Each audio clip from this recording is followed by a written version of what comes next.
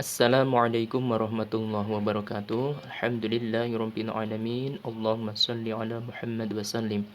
Baik teman-teman sekalian, untuk pertemuan yang kedua ini kita akan mempelajari tentang apa itu tematik secara umum. Nah, ini pada slide ini silakan nanti diperhatikan. Jadi kita akan membahas tentang pembelajaran tematik di sekolah dasar atau MI. Jadi pada pertemuan kedua ini kita akan kupas tentang konsep dasar tematik secara umum begitu.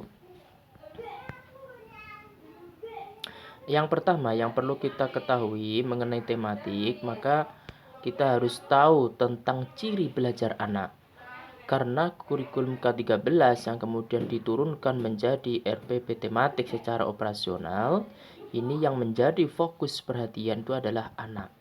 Bukan lagi seperti halnya kurikulum-kurikulum yang sebelumnya, yaitu guru memegang peran sentral. Tapi kalau untuk saat ini atau K13 dengan turunannya berupa RPP tematik ini, maka pembelajarannya ini terkonsentrasi terhadap pengalaman anak. Jadi anaklah yang menjadi pusat perhatian, pusat pembelajaran.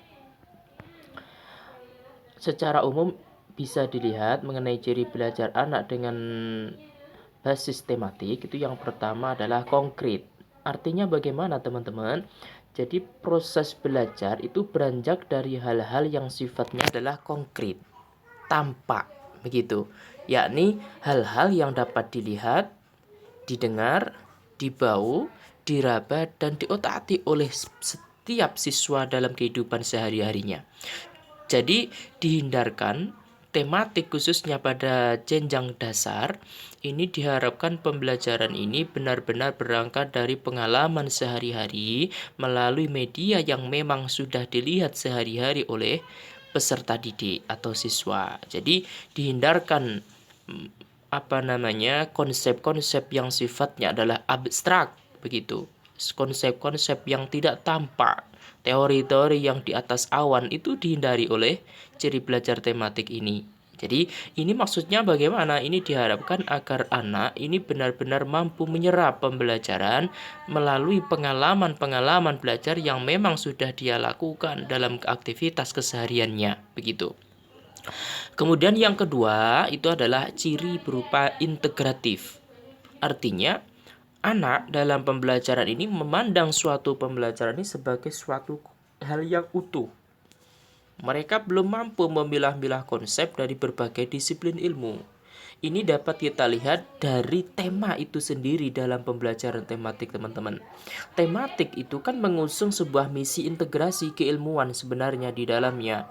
Jadi tidak ada pemilahan-pemilahan keilmuan secara masif begitu. IPA berdiri sendiri, IPS berdiri sendiri, matematika satu disiplin sendiri, kemudian dan mapel-mapel yang lain itu terpisah-pisah. Ini sebagaimana dulu muncul di dalam kurikulum KTSP. Nah, dan itu pula yang melatar belakangi sehingga pentingnya adanya integrasi di dalam kurikulum K13 dengan turunannya tematik ini. Jadi dengan jaringan tema-tema ini diharapkan nanti peserta didik itu mampu menguasai keilmuan itu secara komprehensif utuh, tidak lagi terkotak-kotak potensi atau kemampuan siswa itu karena terkotak-kotaknya mapel atau disiplin ilmu yang diajarkan di sekolah, begitu. Kemudian yang ketiga itu adalah hierarkis. Artinya bagaimana? Pembelajaran itu berjalan dengan tahapan-tahapan dari yang sederhana menuju yang kompleks. Jadi tidak ada kemudian tumpang tindih keilmuan atau tumpang tindih bab, tumpang tindih tema yang di situ tidak secara hierarkis. Tidak dimulai dari titik terendah menuju titik kompleks atau tersulit.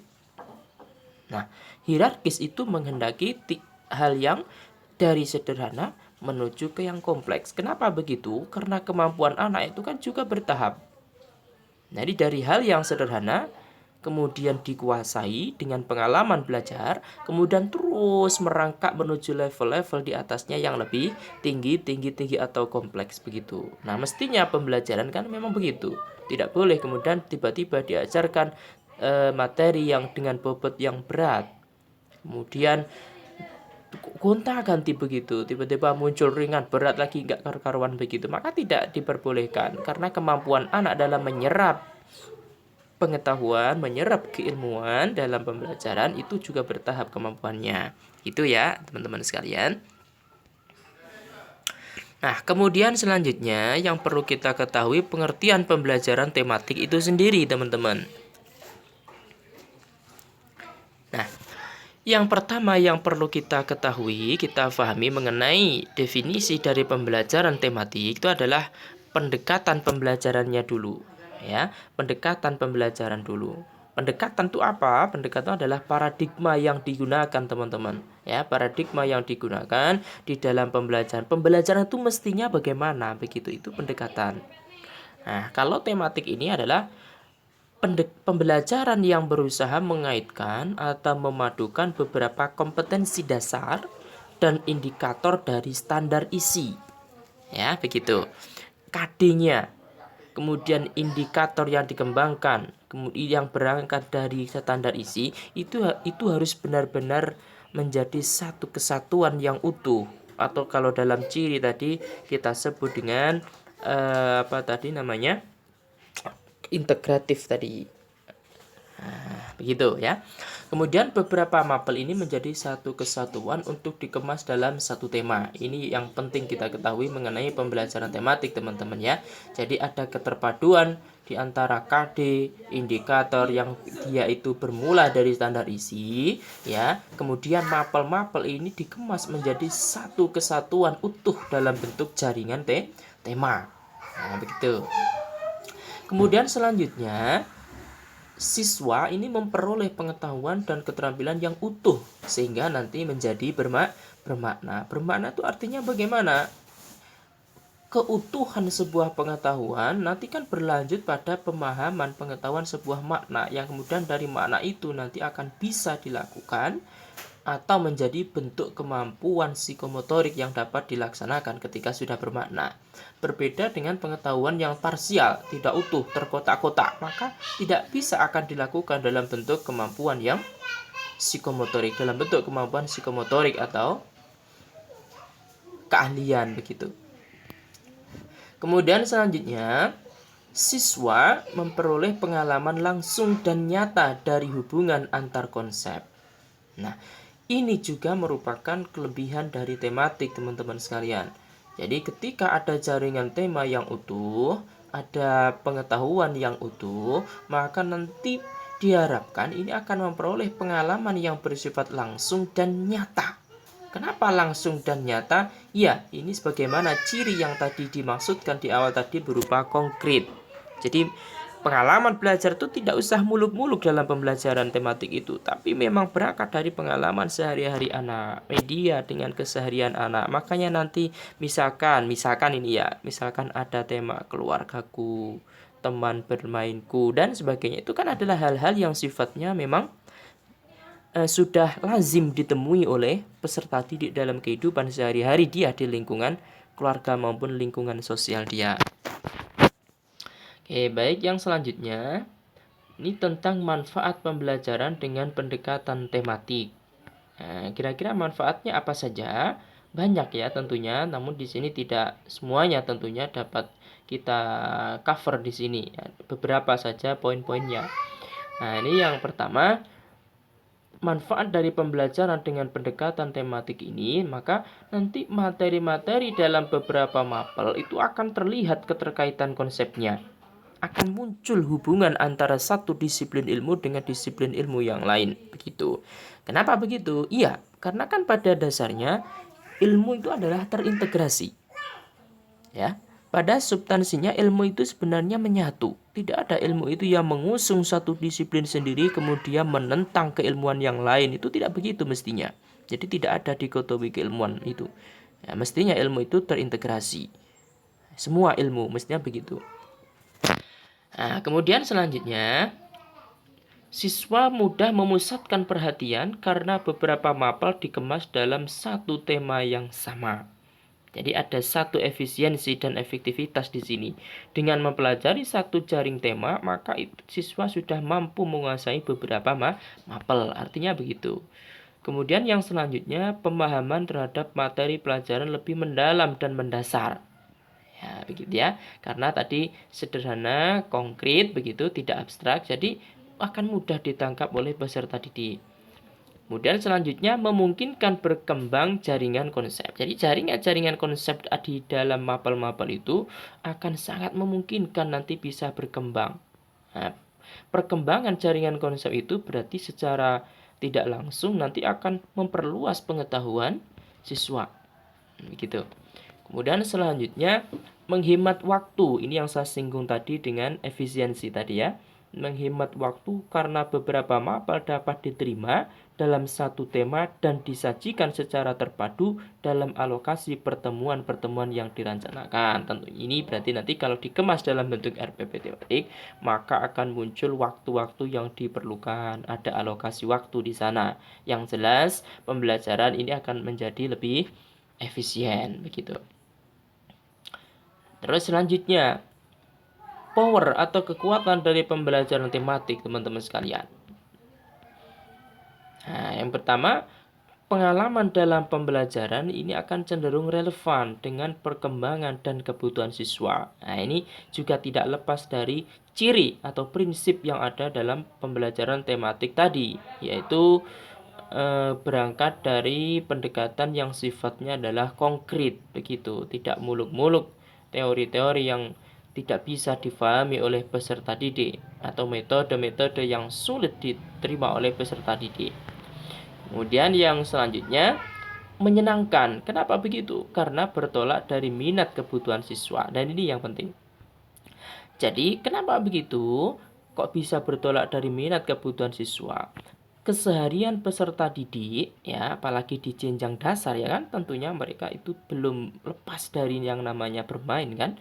Jadi bermain dalam lingkungan sehari-hari dia, baik di lingkungan keluarga internal dia maupun dengan saudara-saudara di luar keluarga intinya maupun di lingkup sosialnya. Tentunya bermain itu adalah hal yang seperti belum bisa dilepaskan oleh anak di usia dasar, di pendidikan dasar. Nah, dengan menggunakan tema-tema yang di situ memang bertolak dari memang hal yang memang sudah dilakukan anak sehari-hari, ini tentunya menyenangkan karena anak ini seperti bermain kembali, dia seperti menemukan dunia yang lain yang sebenarnya juga merupakan bentuk yang lain dari dunia dia sehari-hari di rumah ataupun di lingkungan keluarga dia. Jadi sekolah itu akan muncul seperti keluarga selanjutnya atau keluarga kedua lah begitu. Bukan lagi sebuah semacam doktrin normatif yang isinya aturan-aturan dan pokoknya yang mengerikan bagi anak. Itu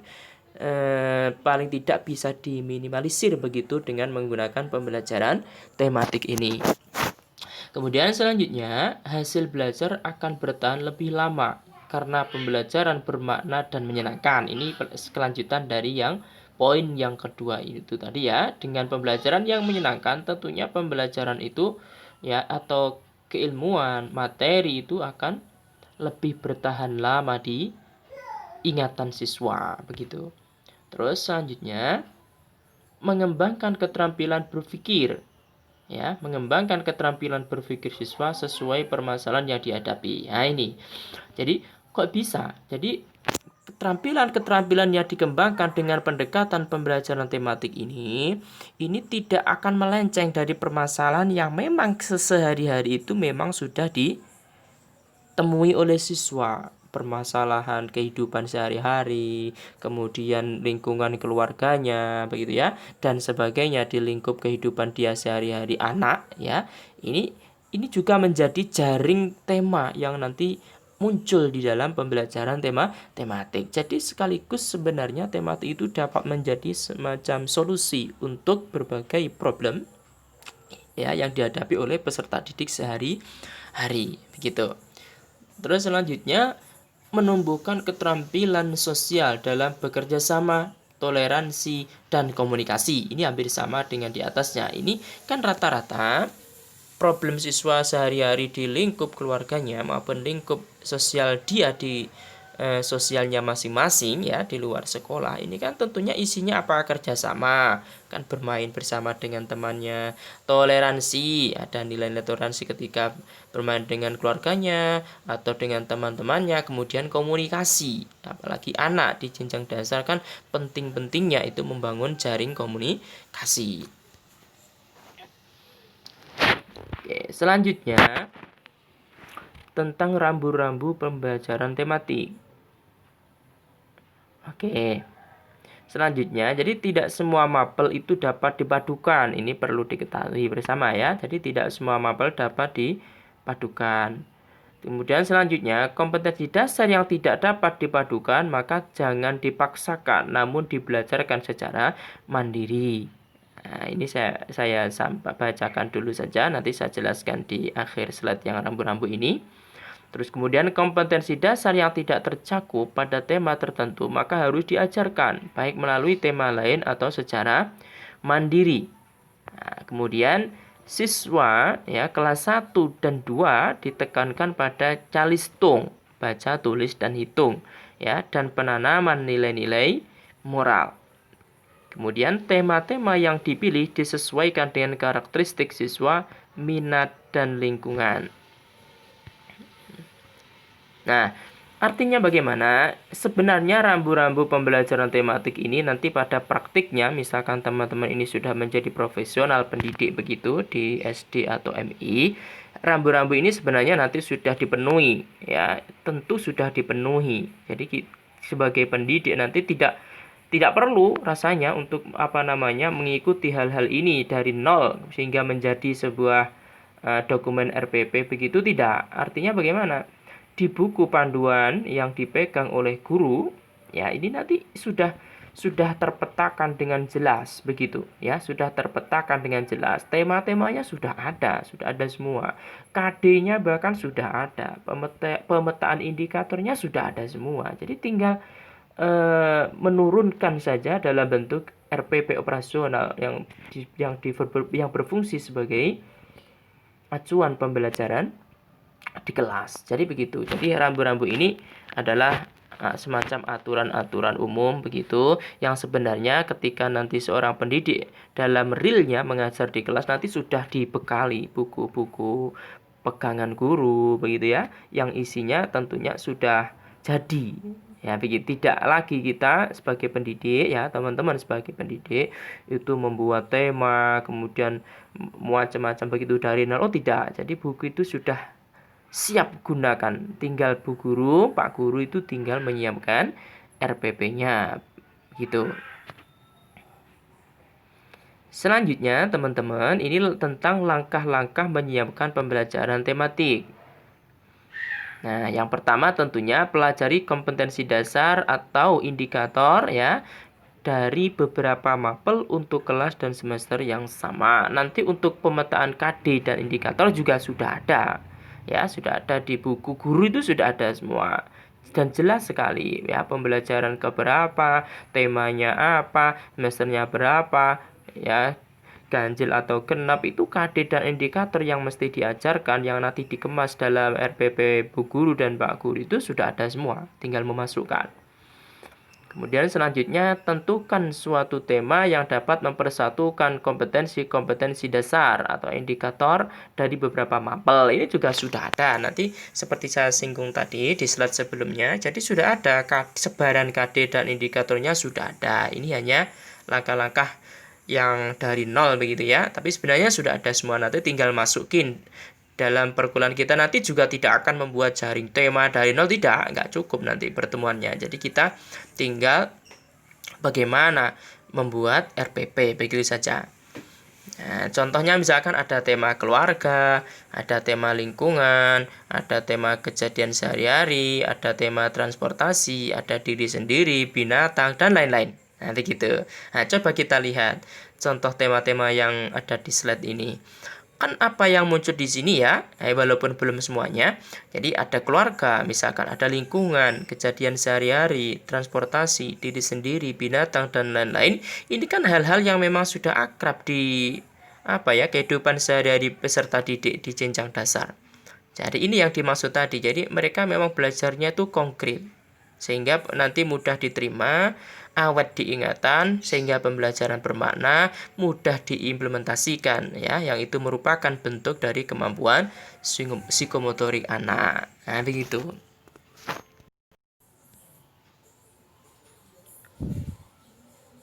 Oke, baik ya. Untuk selanjutnya, ini adalah menyusun jaring tema. Nah, begitu.